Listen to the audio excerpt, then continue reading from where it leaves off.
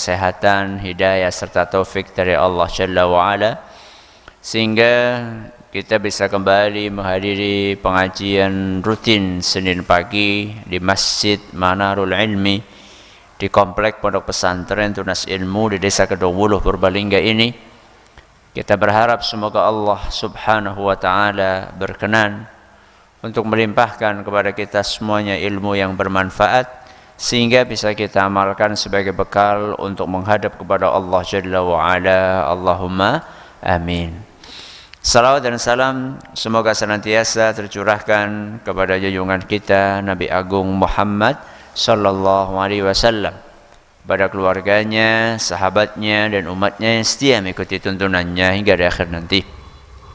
Para hadirin dan hadirat sekalian yang kami hormati, alhamdulillah kita bisa melanjutkan kembali pembahasan tentang fikih pendidikan anak.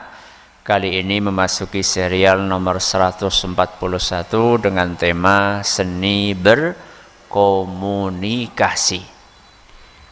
Komunikasi adalah suatu aktivitas yang tidak mungkin kita hindarkan dalam kehidupan kita, karena kita adalah makhluk sosial.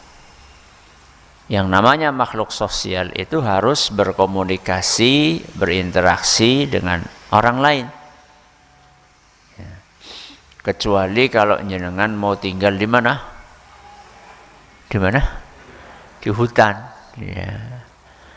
Di hutan sendirian. Kalau misalnya kita tinggal di luar hutan, mau tidak mau kita harus berkomunikasi dengan orang lain. Nah, komunikasi itu apa?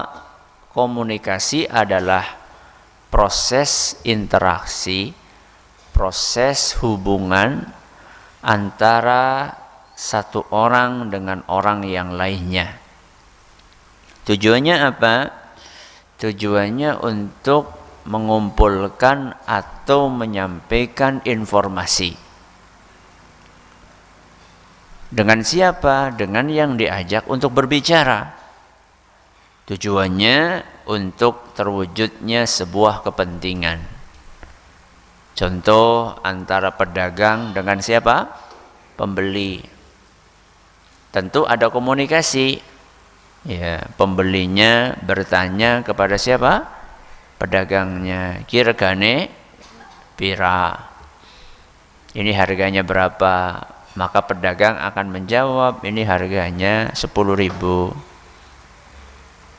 Pembeli akan melanjutkan, apa kira-kira? Bisa kurang apa ora? Ya. Biasanya ibu-ibu tuh nek ngenyang, masya Allah nggih Bu nggih. 10.000 jadi pira Bu?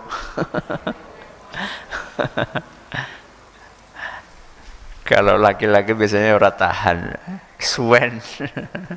Ya, itu namanya komunikasi. Itu antara pedagang dengan pembeli, antara ustadz dengan jamaah pengajian. Itu komunikasi itu bukan? Komunikasi. Ustadznya berbicara, pendengarnya mendengarkan, menyimak. Setelah itu pendengarnya bertanya, ustadznya menjawab. Itu komunikasi. Komunikasi antara orang tua dengan anak. Ya. Anak bertanya sesuatu kepada orang tuanya menjawab. Komunikasi antara suami dengan istri. Istri bertanya kepada suaminya, Pak, belanjaannya mana? Duitnya. Maka bapak menjawab, ini. Kok cuma segini? Ya disyukuri. Itu namanya komunikasi. Nah, komunikasi ini ada yang efektif, ada yang tidak efektif. Ada yang berhasil mewujudkan tujuan, ada yang tidak berhasil. Nah, komunikasi yang efektif itu yang seperti apa? Komunikasi efektif itu adalah yang memperhatikan 3 aspek. Pinten? 3. Yang pertama adalah tujuan atau niat. Yang kedua adalah pemilihan kata, dan yang ketiga adalah suasana. Berapa aspek? 3. Apa yang pertama? Tujuan atau niat. Yang kedua, pemilihan kata. Yang ketiga, suasana. Ketika kita memperhatikan 3 aspek ini, insya Allah komunikasinya akan efektif. Sebaliknya, ketika 3 aspek ini diabaikan, salah satu atau salah 2 atau salah 3, ya, kalau salah 3 berarti 3-tiganya tidak diperhatikan, itu biasanya komunikasinya tidak efektif. Yang pertama, apa tadi? Tujuan atau niat. Orang itu ketika akan berkomunikasi, terpengaruh sekali proses komunikasinya dengan tujuan. Niatnya apa? Kalau itikadnya baik, niatnya tulus, biasanya yang keluar dari mulut adalah kata-kata yang menyejukkan. Itu kalau niatnya tulus. Tapi kalau niatnya adalah meluapkan emosi, maka biasanya kata-kata yang keluar adalah kata-kata yang membuat suasana menjadi panas.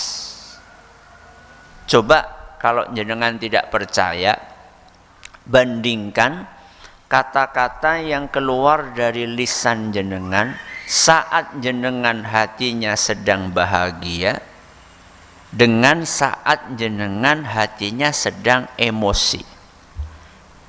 Keluarnya kata-kata sama atau beda? Beda. Kalau jenengan suasana hatinya sedang nyaman, sedang ikhlas, sedang tulus, sedang bahagia, maka yang akan keluarlah kata-kata yang halus. Tapi begitu jenengan sedang emosi, sedang marah, bukan sekedar marah tapi marah besar, maka yang terjadi pemilihan katanya adalah kata-kata yang menyakitkan. Maka pondasi komunikasi yang pertama adalah niat, tujuan. Ya. Yang kedua apa tadi? Pemilihan kata. Niat yang baik saja belum cukup. Walaupun seringkali niat yang baik itu menghasilkan kata-kata yang baik. Tapi kadang-kadang walaupun niatnya baik, kadang-kadang karena keterbatasan pemahaman kita bisa memilih kata yang salah. Apalagi ketika kita berhadapan dengan masyarakat kita, masyarakat Jawa. Ya. Kita di masyarakat Jawa itu mengenal adanya unggah-ungguh toto kromo. Penggunaan bahasa kromo sama bahasa kromo inggil. Dari yang muda kepada yang siapa? Yang tua. Itu ketika kita memilih kata-kata yang tidak pas, itu yang terjadi bisa salah paham. Contoh misalnya, ketika panjenengan bertanya kepada seseorang, ya, ketika panjenengan bertanya kepada seseorang yang lebih tua, kira-kira enaknya mengatakan sampean nopo panjenengan? Napa? Panjenengan. Walaupun niat jenengan baik ketika bertanya itu menggunakan kata sampean, tapi apakah yang diajak bicara itu perasaannya sama ketika jenengan berkata kepada dia panjenengan atau menggunakan kata sampean? Perasaannya sama atau beda? Beda. Saya kadang-kadang ketemu sama orang yang mungkin biasa dengerin pengajian lewat televisi. Kalau saya ngisi pengajian kan selalu diselipi pakai bahasa apa? Jawa. Nah, dia ini bukan orang Jawa. Dia ini bukan orang Jawa, tapi ingin mengakrabkan diri, tapi salah ngomong. Ustadz, sampean kemana saja, Masya Allah. Pengennya dia mengakrabkan, tapi karena tidak tahu kulturnya, akhirnya malah jadinya di dalam hati itu agak nggak enak. Sampean, ya gimana yang dia, ya sudah saya tolerir saja. Tapi niat yang baik saja nggak cukup. Niat yang baik saja tidak cukup, perlu diiringi dengan pemilihan kata. Ya. Sehingga di dalam Al-Quran Allah Subhanahu wa ta'ala berfirman, surat Al-Isra ayat 53, wa qul li'ibadi yaqulul lati hiya ahsan. Katakanlah kepada para hambaku, hendaklah mereka berucap. Hendaklah mereka apa? Berucap, mengucapkan perkataan yang ahsan. Ahsan itu bukan perkataan yang baik, tapi ahsan itu artinya apa? Yang terbaik. Allah Azza wa Jalla mengajarkan kepada kita agar kalau ngomong itu memilih kata-kata bukan yang baik, tapi yang terbaik. Ya. Itu kalau itu ayat ini berlaku cuma ucapan lisan apa termasuk tulisan? Termasuk tulisan apa cuma lisan saja? Termasuk tulisan. Ya. Karena tulisan itu juga termasuk kata-kata.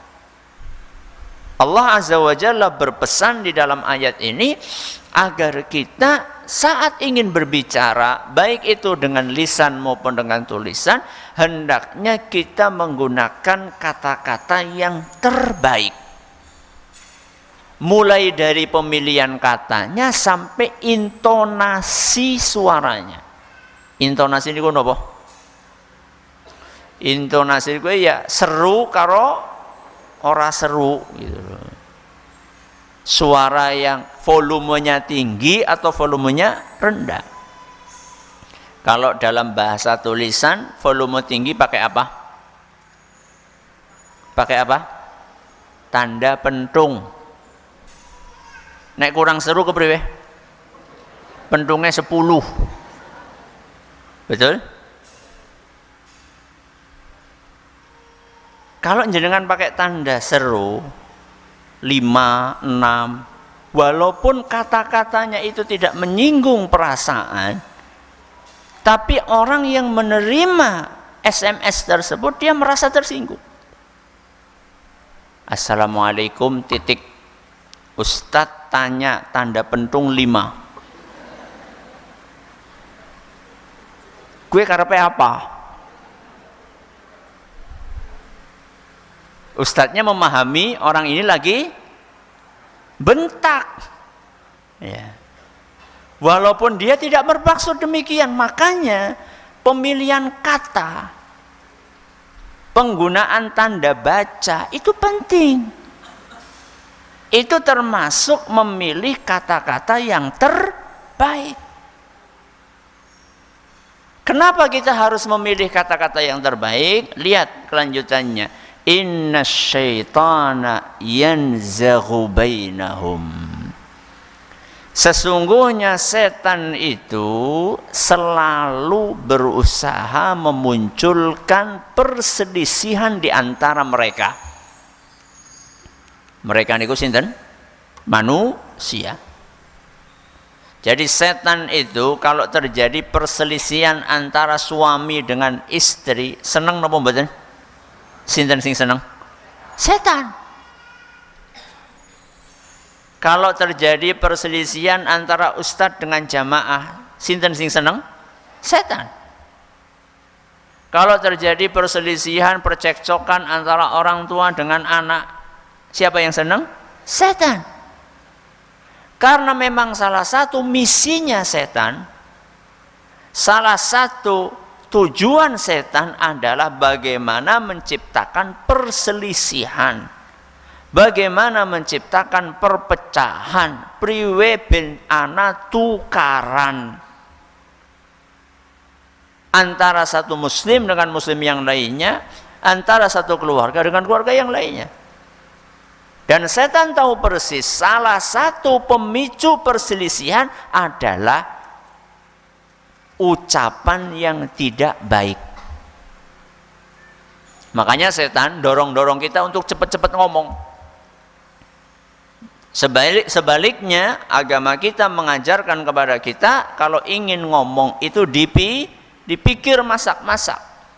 Kenapa perlu dipikir? Karena khawatirnya kalau ngomong tanpa dipikir, khawatirnya apa? Khawatirnya nanti akan menimbulkan perselisihan. Lalu Allah melanjutkan firman-Nya, "Innasyaitana kana lil insani aduwwan mubina." Sesungguhnya setan adalah musuh yang nyata bagi manusia. Setan adalah musuh yang nyata bagi manusia. Ini yang kedua, memilih kata-kata. Yang pertama apa tadi? Tujuan atau niat. Yang kedua, memilih kata-kata. Yang ketiga, suasana. Napa? Suasana. Situasi dan kondisi. Ketika kita akan berkomunikasi dengan siapapun, kita harus memperhatikan kondisinya.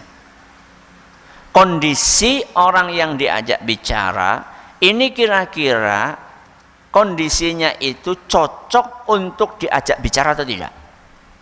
Kenapa demikian? Karena kondisi kejiwaan seseorang, kondisi psikis seseorang itu sangat berpengaruh dalam proses komunikasi tersebut. Contoh suasana yang tidak kondusif, apa? Napa? Contoh yang tidak kondusif. Sedang marah, sedang emosi. Panjenengan ibu-ibu kalau lagi emosi kemudian bapaknya emosi, kue jenengane bensin ketemu geni ketemu bensin. Itu berarti suasananya nggak kondusif. Berarti sing kudu ngalah siapa? Yang harus ngalah siapa? Bapak atau ibu? Ibu. Oh, pokoknya ibu ini sing kudu ngalah ya gue ya. Yang harus ngalah adalah sing waras.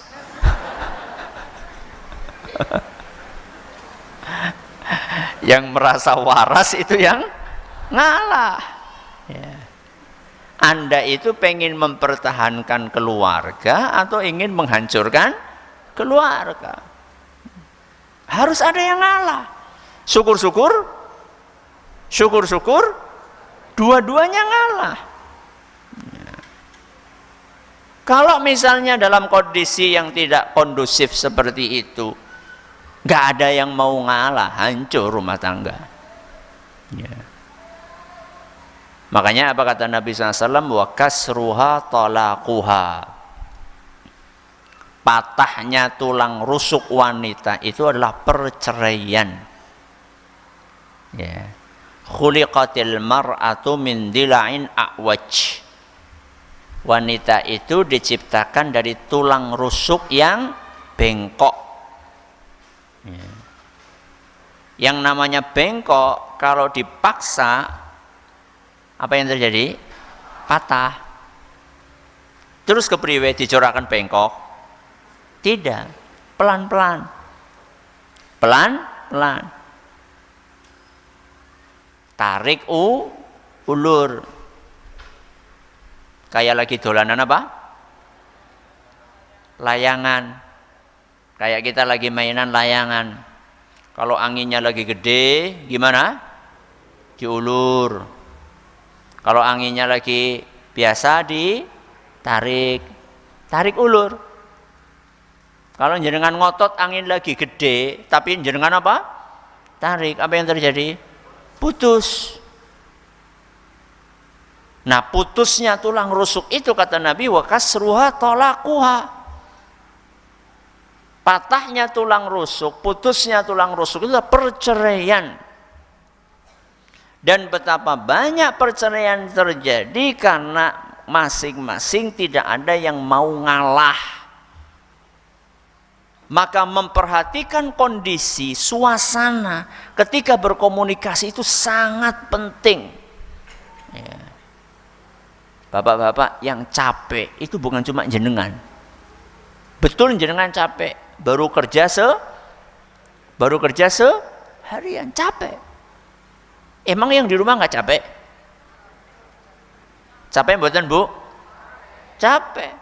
Capek napa, Bu? Ya oke. Udah capek dolanan HP.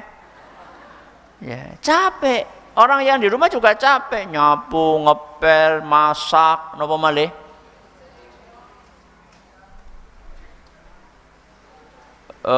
Nyuci, nyetrika, bersih-bersih, capek. Ya.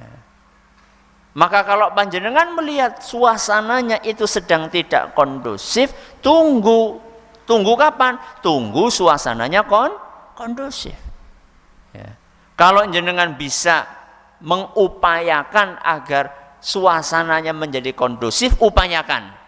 Kalau memang ternyata sudah diupayakan kayaknya nggak mempan, ya sudah diundur saja komunikasinya sampai kira-kira suasananya memungkinkan. Carane wong Jawa nunggu bombong, menunggu mood, ya, nunggu mood suasana hatinya nyaman.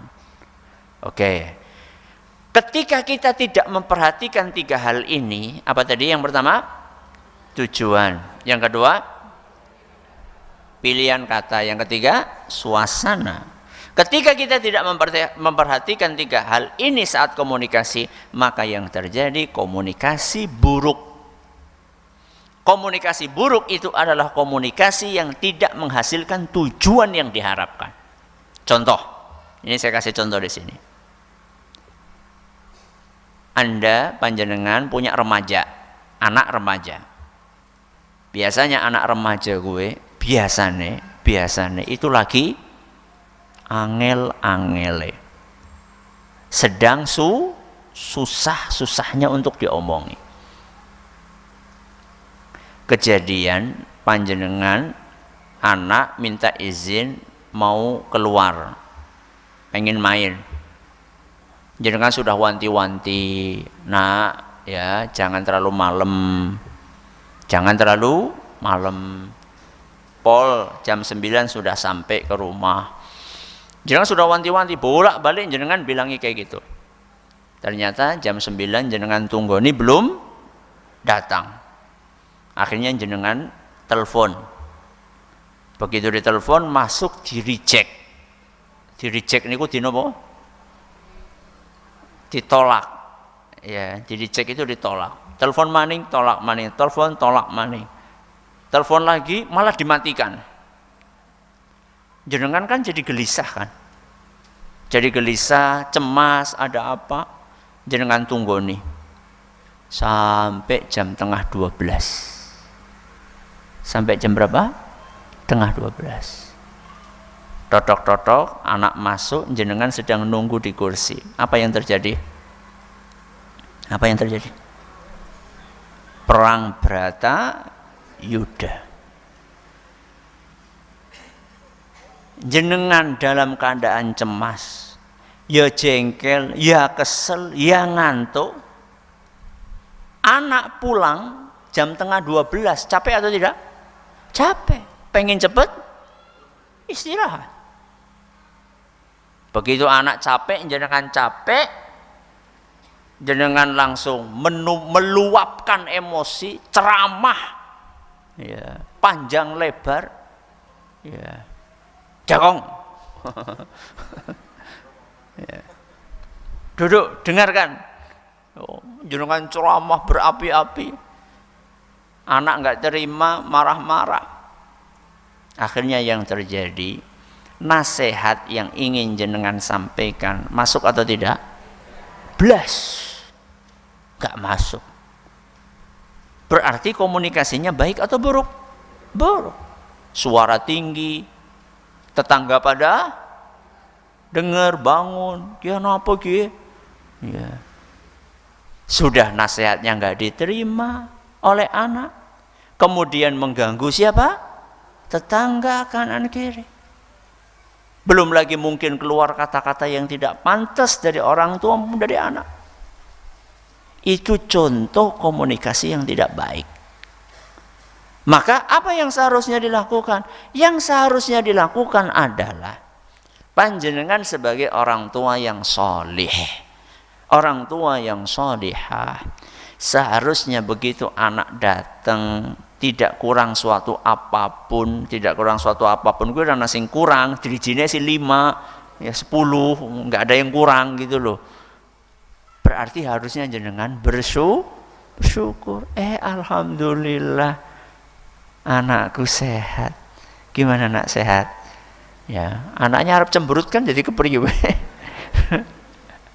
Padahal dia sudah memperkirakan bakalan dimarahi. Jenengan malah sudah nyiapkan minuman, nak minum dulu nak. Ya, itu orang tua yang solih. Nah, remaja yang soleh gimana?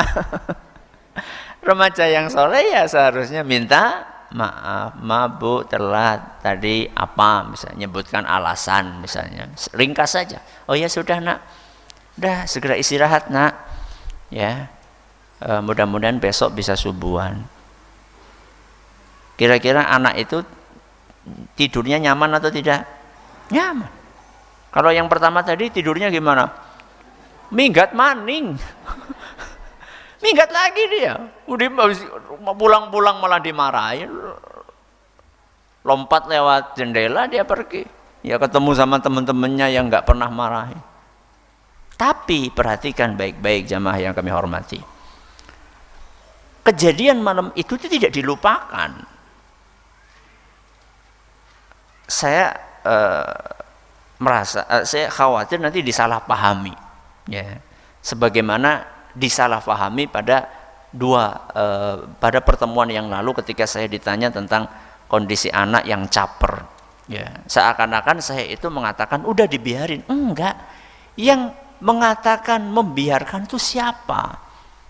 Saya cuma katakan memilih waktu yang pas, cara yang pas, situasi yang pas, bukan dibiarkan. Kejadian malam tadi itu anak telat sampai jam berapa tadi? Sampai jam setengah 12. Itu kan sebuah kekeliruan. Apalagi sampai mau mereject telepon orang tuanya, mematikan. Itu kan sebuah kesalahan. Itu tidak dibiarkan, bukan. Akan tetapi memilih waktu, situasi, tutur kata, bahasa yang pas ketika akan menyampaikan. Itu maksud saya. Maka dikasih catatan. Oke, malam ini saya tidak tegur langsung, nasihati, enggak. Tunggu waktunya pas. Karena suasananya enggak mendukung. Jenengan capek, dia juga capek. Jenengan cemas, dia juga merasa bersalah. Itu kondisi yang sangat tidak mendukung untuk berkomunikasi. Suasananya sedang panas, ya. Maka biarkan anak segera istirahat supaya besok subuhan gampang bangun, jenengan juga gampang bangun. Nanti ketika suasananya sedang mood, esokan harinya, mungkin di sore hari sambil ngeteh bareng, suasananya sudah nyaman, baru jenengan buka masalahnya. Nah, ketika jenengan betul-betul berniat ingin berkomunikasi dengan baik, ingat apa judul pengajian serial fikih pendidikan anak nomor 140? Menjadi pendengar yang baik.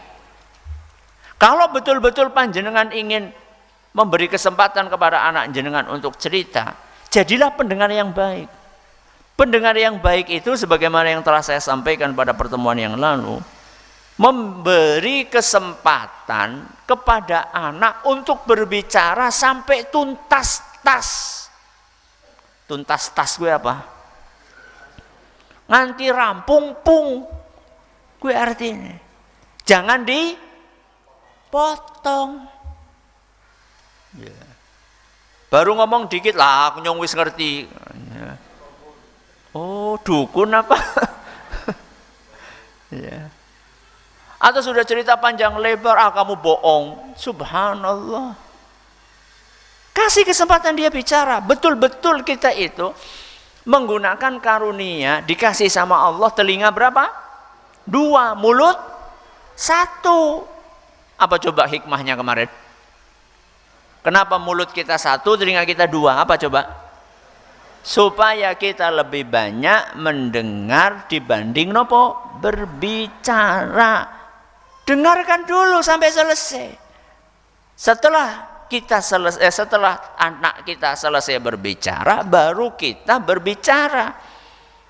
Nah, ketika anak kita sudah selesai bicara, kan mungkin saja anak betul-betul punya halangan saat itu, betul mungkin. Apa contohnya? Ya mungkin bannya apa? Kempes, bocor. Ketika kita akan telepon, HP-nya mati karena low bat. Baterai HP-nya habis. Mungkin atau tidak? Mungkin. Coba jenengan bayangkan bagaimana perasaan anak nuntun sepeda motor 10 kilo. Karena tidak ada apa? Tambal ban yang masih buka. Ya. Begitu sampai ke rumah keselepol kowe domei diceramai kepriwe njajal perasaane. Ya, jengkel. Makanya gunakan karunia mendengar. Allah Subhanahu wa taala memberi kita telinga untuk mendengar. Ya. Mendengar dengan cara yang baik. Ketika kita kasih kesempatan anak untuk berbicara, maka saat itu kita membantu anak kita untuk tidak kehilangan kapasitas mengendalikan diri. Kita melatih anak bisa mengendalikan diri. Sekaligus kita juga melatih diri kita untuk bisa mengendalikan apa? Diri. Loh Ustaz, kalau ternyata anak itu memang nggak ada halangan yang syar'i, maksudnya bukan karena bannya bocor, bukan karena apa, ya cuma karena dia asyik nopo main, ya main game sampai berjam-jam. Betul-betul dia itu berbuat salah Ustaz, bukan karena hal-hal yang memang bisa ditolerir Ustaz. Itu bagaimana? Ya dikasih konsekuensi. Ya.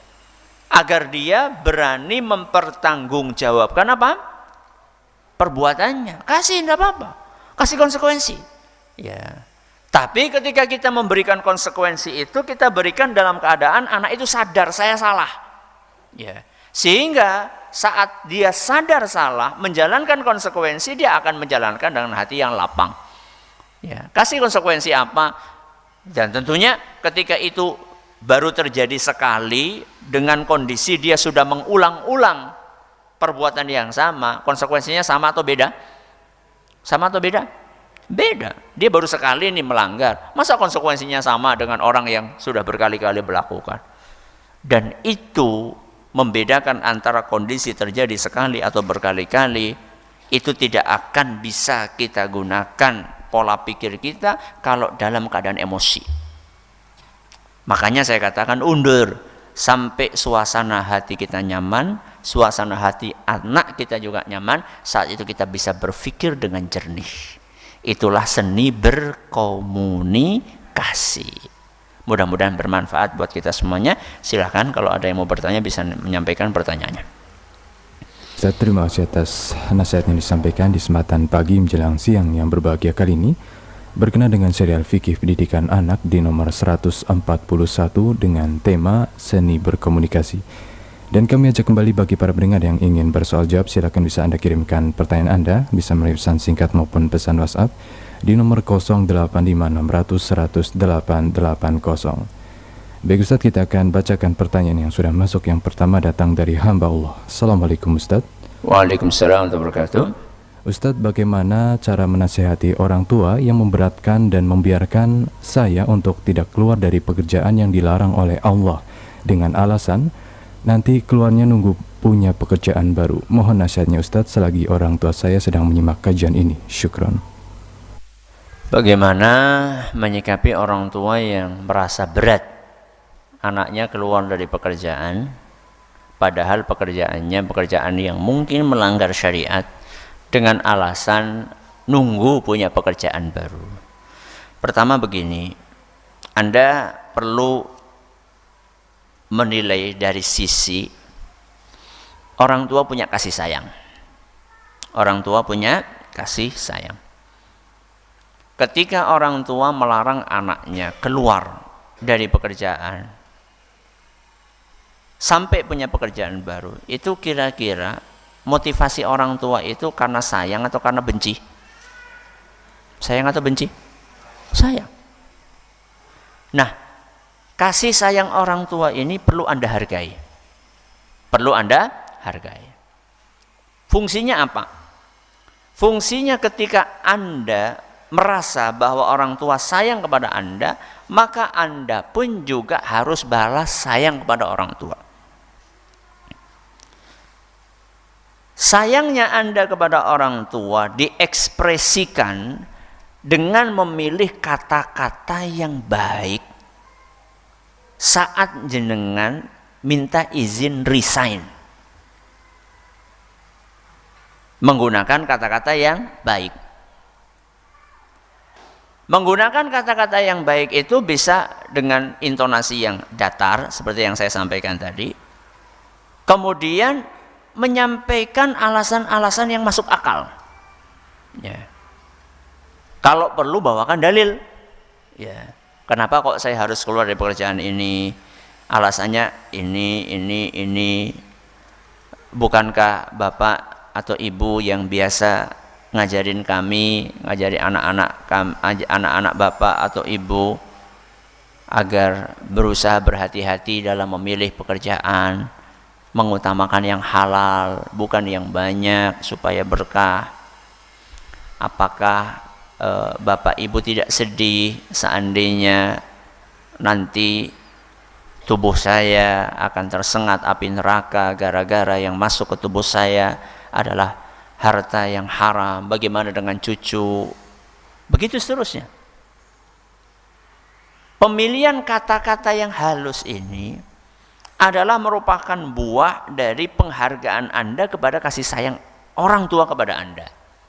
Makanya saya katakan tadi, Anda harus menyadari orang tua sayang. Sehingga ketika Anda sadar orang tua melarang karena sayang, Anda pun akan membalas kasih sayang itu dengan kasih sayang yang serupa, cuman bentuknya adalah menyampaikan dengan cara yang baik, dengan penuh kasih sayang. Ini langkah yang pertama. Yang kedua, Anda punya PR besar berarti. Anda punya PR besar, segera mencari pekerjaan. Segera mencari pekerjaan. Jangan menunda-nunda.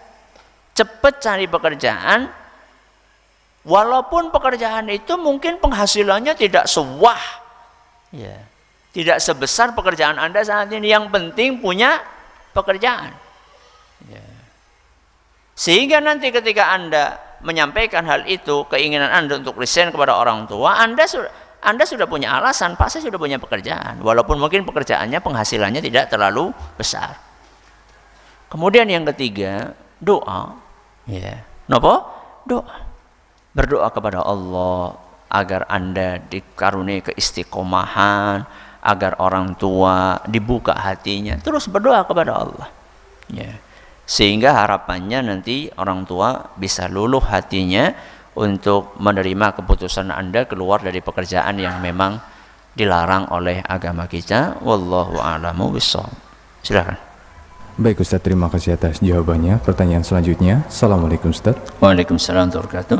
Bagaimana cara menghadapi anak yang disabilitasnya agak susah berkomunikasi? Mohon nasihatnya Ustadz cara memandu seni berkomunikasinya. Syukron. Bagaimana menghadapi anak disabilitas? Punya keterbelakangan apa? Mental. Komunikasinya bagaimana? Semampu yang bisa dilakukan. Sesungguhnya kasih sayang orang tua itu bisa menembus batas-batas yang sulit untuk terjangkau oleh kata-kata. Kasih apa? Kasih sayang. Ya. Saya kasih contoh. Kakek nenek. Napa? Kakek nenek yang sudah berumah tangga 50 tahun, 70 tahun. Misal, ya. Wis pada apa? Sudah sama-sama kurang pendengarannya. Bisa mereka berdua berkomunikasi? Bisa? Bisa. Walaupun sudah sama-sama kurang mendengar, pendengarannya sudah jauh berkurang. Bisa berkomunikasi. Dengan apa Ustadz? Dengan kasih sayang. Ya. Ya maksudnya nganggo apa? Ya pakai bahasa Tarsan. Ya. Atau dengan diejak, atau dengan tulisan. Lu gimana pakai tulisan bisa orang bisa? Penglihatannya sudah berkurang. Dengan bahasa isyarat bisa. Buktinya bisa hidup bersama. Ya. Jadi kasih sayang itu bisa menembus batas-batas yang susah dinalar. Maka Anda punya anak yang Allah karuniai disabilitas atau kekurangan mental, maka berkomunikasilah dengan kasih sayang. Ya.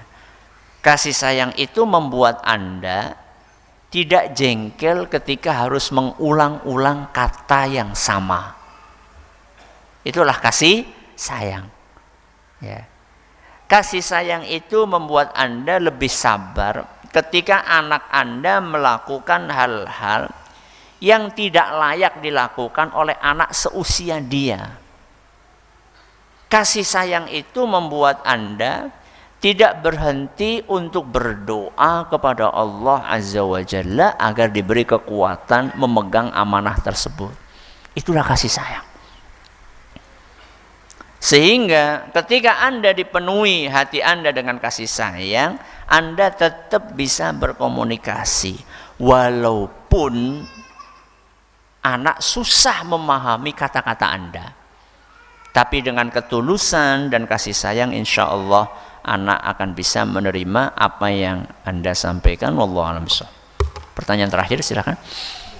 Atas jawabannya, selanjutnya kita beri kesempatan kepada para pendengar Radio Roja di Cilengsi. Silakan. Jazakallahu khairan wa barakatuh atas kesempatan yang diberikan kepada kami. Pertanyaan dari Bapak Akif Mubasir. Assalamualaikum warahmatullahi wabarakatuh, Ustaz. Waalaikumsalam warahmatullahi wabarakatuh. Ustaz, bagaimana dengan kata-kata sayang? Apakah baik jika selalu diungkapkan kepada ayah, ibu, dan anak-anak agar kondisinya tetap kondusif, sejuk, damai, dan penuh kasih sayang? Mohon nasihatnya, Ustaz. Syukron. Apakah bagus untuk menggunakan kata-kata sayang antara suami istri, antara ayah kepada anak? Ya bagus saja. Ya, bagus-bagus saja. Ya, aslinya bagus. Tapi ya wonten tapine niki. Ya, ada tapinya. Tapi seandainya kemudian dikhawatirkan menimbulkan sesuatu dampak negatif yang kurang baik dalam beberapa kondisi, maka tidak harus demikian. Ya, contoh misalnya di depan umum, ya saling bersayang, sayangan. Gimana yang lainnya sing pada bujangan-bujangan ya pada klepek-klepek ya. Tetap melihat situasi dan kondisi. Ya. Tapi aslinya menggunakan kata-kata yang halus, kata-kata yang mengungkapkan perasaan cinta itu bagus. Ya. Tapi seperti yang saya katakan tadi, tetap memperhatikan situasi dan kondisi. Aslinya menggunakan kata itu bagus. Ya. Cintaku, sayangku. Ya. Ustaz, masa wis mbah-mbah sih kayak gue, ya ora apa-apa. Ya. Rasulullah Shallallahu Alaihi Wasallam bersikap romantis. Bersikap apa? Romantis dengan istri-istri beliau saat usia Nabi berapa tahun? Hah? Berapa tahun? Ada yang beliau usianya 50 tahun, ada yang 60 tahun. Saat kondisi beliau usianya 60 tahun, tetap romantis dengan istri-istrinya. Ya, dengan Aisyah, dengan Ummu Salamah, ya, dengan istri-istri beliau tetap romantis. Walaupun usianya sudah tua. Maka habis pengajian ini, kalau kemudian ibu-ibu dipanggil sama bapaknya, ya, yang jangan aja, anak apa sih pak tadi kayak kue lah. Jangan, itu lagi praktek ilmu yang didapatin di pengajian. Ya. Mudah-mudahan bermanfaat. Terima kasih atas perhatiannya. Menurut segala kurangannya kita tutup dengan membaca subhanakallahumma wa bihamdika asyhadu an la ilaha illa anta astaghfiruka wa atubu ilaik. Assalamualaikum warahmatullahi wabarakatuh.